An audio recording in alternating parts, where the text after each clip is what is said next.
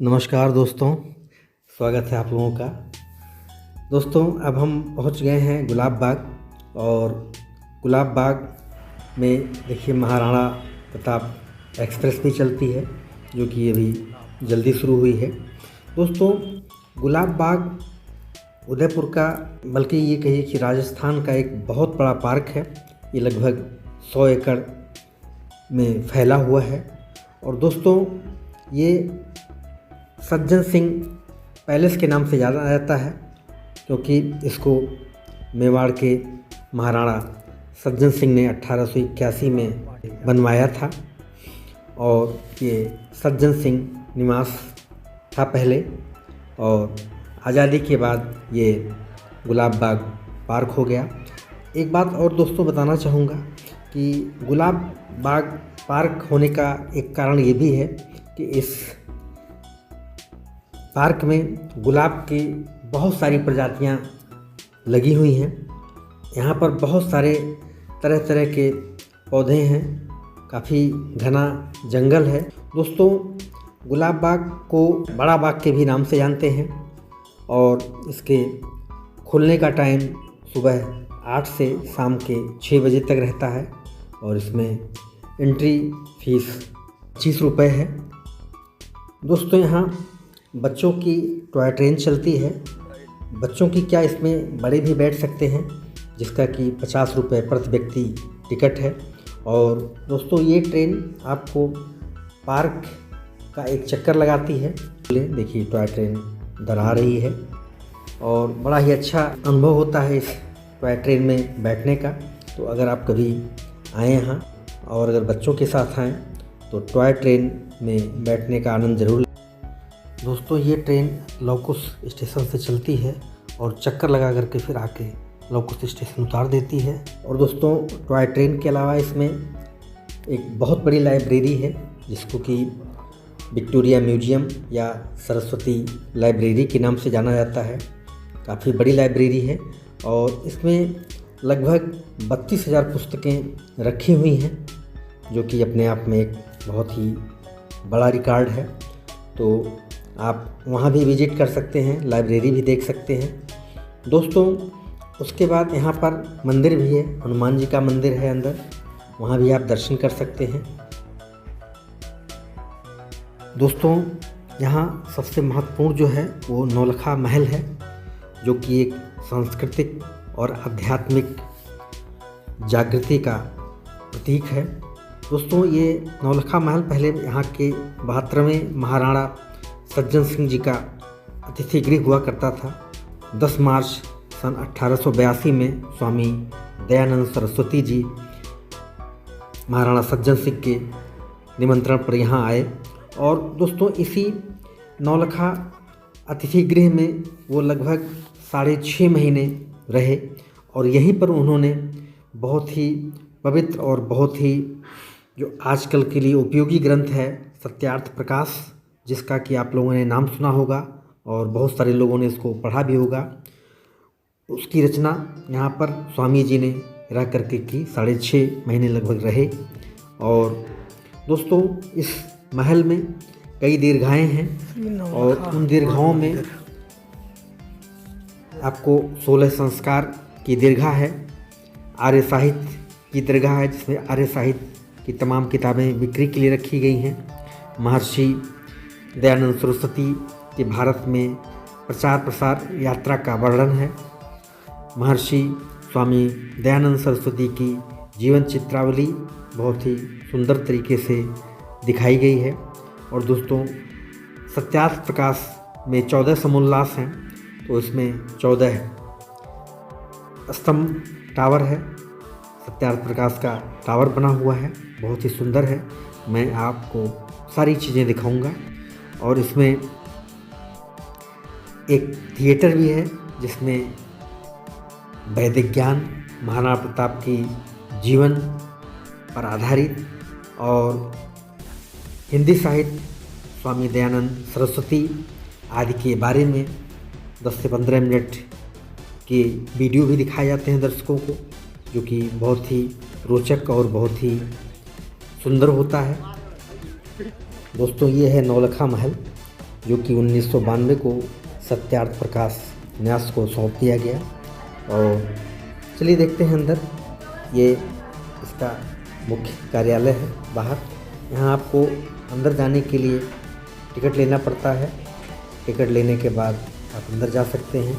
देखिए दोस्तों, यहाँ पर भी किताबों की एक दीर्घा है।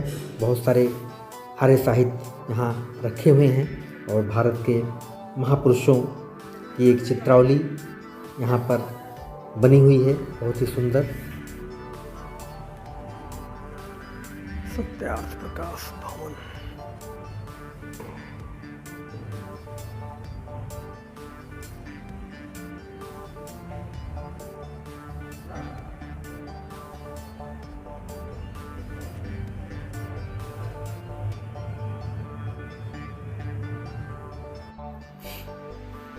दोस्तों, ये हम लोग अभी जिस दीर्घा में हैं, ये 16 संस्कार की दीर्घा है, जिसमें कि गर्भाधान संस्कार, पुंसवन संस्कार, सीमांतोन्नयन संस्कार, जातकर्म संस्कार, नामकरण संस्कार, निष्क्रमण संस्कार, अन्नप्राशन संस्कार, मुंडन यानी कि चूड़ा कर्म संस्कार, विद्या आरंभ संस्कार, कर्णवेद संस्कार, यज्ञोपवीत संस्कार, वेदा आरंभ संस्कार, केशांत संस्कार, समावर्तन यानी कि गुरुकुल से विदाई, समावर्तन संस्कार, विवाह संस्कार और अंत में अंत्येष्टि संस्कार को बड़े ही सुंदर तरीके से यहाँ दिखाया गया है। दोस्तों, ये 16 संस्कारों की दीर्घा है।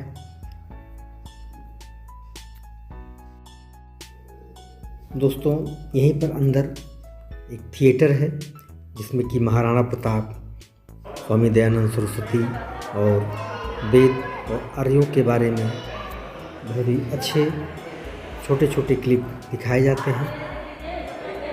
सर आर्ट गैलरी में आ जाइए एक बार। आ गए।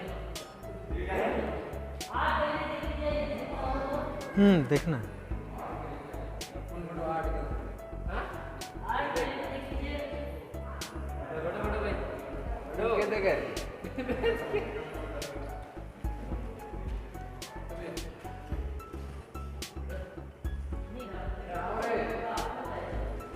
देखिए, ये हमारी एंट्री साइड है और वो वाली जो है वो वाली है एग्जिट साइड। सब पेंटिंग हैंडमेड है।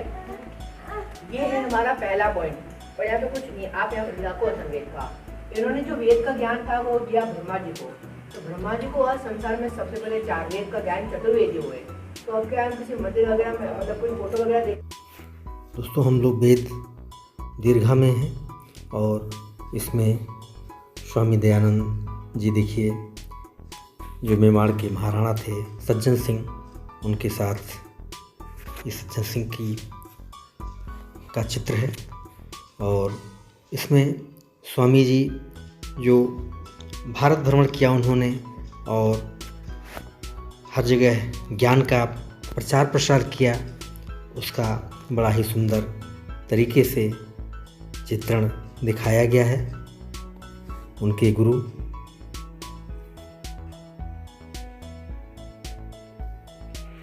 भारत की ऋषि परंपरा ये दीर्घा है। दोस्तों, वानर का बंदर नहीं होता है, वो होता है वन में रहने वाला नर, जंगल में रहने वाला पुरुष। तो सबसे मन में प्रश्न आता है, हनुमान जी की पूंछ कहाँ से आ गई? दोस्तों, इसमें स्वामी दयानंद सरस्वती जी के जीवन की पूरी चित्रमाला है और महर्षि जी ने भारत में प्रचार प्रसार की जो अपनी यात्रा की, उसका भी बड़ा ही सुंदर यहाँ वर्णन है। उसके बारे में भी बहुत सुंदर तरीके से चित्रावली के माध्यम से इसमें वर्णित किया गया है। दोस्तों, स्वामी दयानंद सरस्वती ही जी थे जिन्होंने कि उस समय जब कि हमारा सनातन काफ़ी कमज़ोर हो चुका था, तो उन्होंने उसे उबारने की कोशिश की और सत्यार्थ प्रकाश के द्वारा बहुत ही सरल तरीके से हमारे वेद शास्त्रों और अन्य धर्मों के मतलब को बहुत ही अच्छे ढंग से समझाया, जिसको कि आज हम पढ़ करके और उसको समझ पाते हैं। इस दीर्घा में स्वामी जी ने विभिन्न लोगों से मुलाकात की, जिन जिनके साथ मिले वो उन सबका यहाँ चित्र है, और भी बहुत सारे क्रांतिकारियों देशभक्तों की यहाँ चित्रावली है। दोस्तों, ये सत्यार्थ प्रकाश स्तंभ है जिसमें कि 14 मंजिल दिखाया गया है।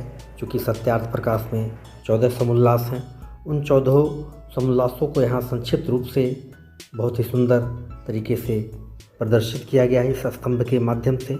दोस्तों, इसमें सत्यार्थ प्रकाश पूरी चित्रमाला है और इसमें सत्यार्थ प्रकाश के 14 समुल्लासों को बड़े ही सुंदर तरीके से दिखाया गया है। गुजरात राज्य में जन्म होता है। उनका बचपन का नाम मूलशंकर तिवारी था। पिताजी का नाम था कृष्णनाथ जी, माताजी का नाम था अमृताबाई।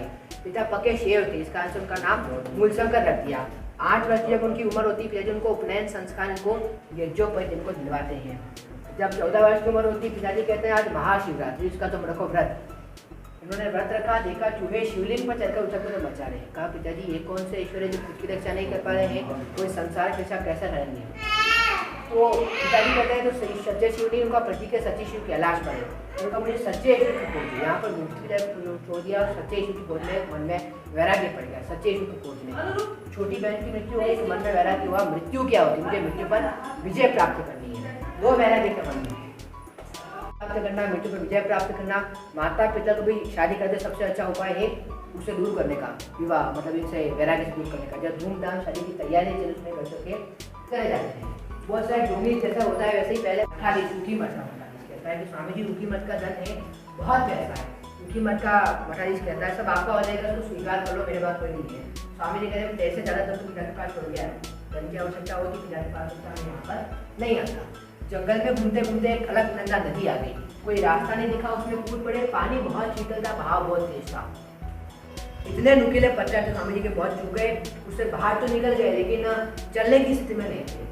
लेकिन फिर भी किसी और की सहायता नहीं दी, उन्हें विश्राम किया, खुद के मनोबल से उठ जाते हैं। एक पुस्तक में शरीर के बारे में जानकारी दी। स्वामी जी देखते हैं वास्तविकता में ऐसा ही होता है शरीर के अंदर या फिर ऐसा ही लिखा है। तो एक मरा हुआ शव बह रहा था, उसको निकालते हैं, देखते हैं, चीर करते पाया कि पुस्तक में कुछ और लिखा है, शरीर के अंदर कुछ और लिखा है। तो पुस्तक को फाड़ कर बहा दिया, गलत चीज स्वीकार। पुस्तक का नाम क्या था? तंत्र विज्ञान।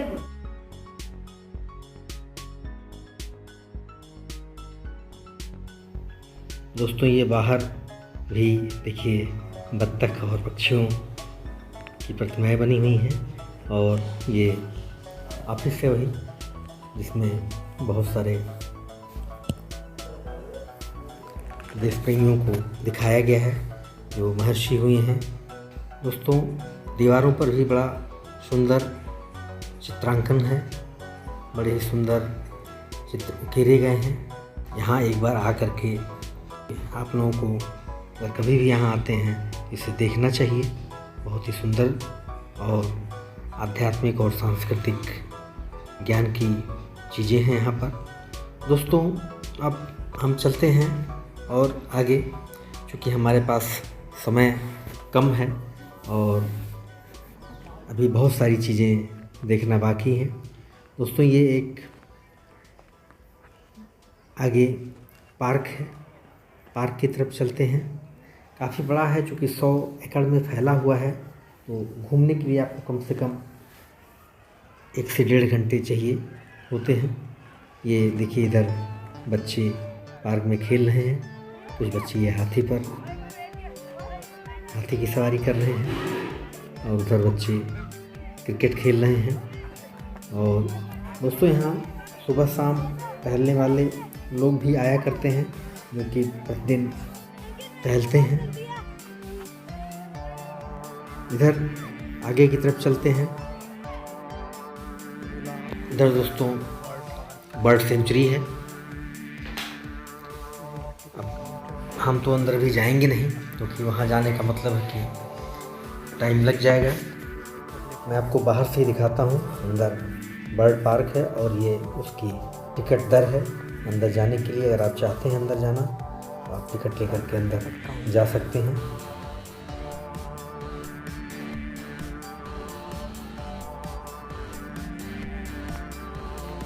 दोस्तों, अब हम यहाँ से चल रहे हैं करणी माता मंदिर, माँ का दर्शन करेंगे। तो चलिए आप लोग भी हमारे साथ करणी माँ का दर्शन कीजिए। एंड करते हैं दोस्तों इस ब्लॉग को। मिलते हैं फिर करणी माता यात्रा के ब्लॉग में। तब तक के लिए नमस्कार। जय श्री राम, जय हिंद, जय भारत।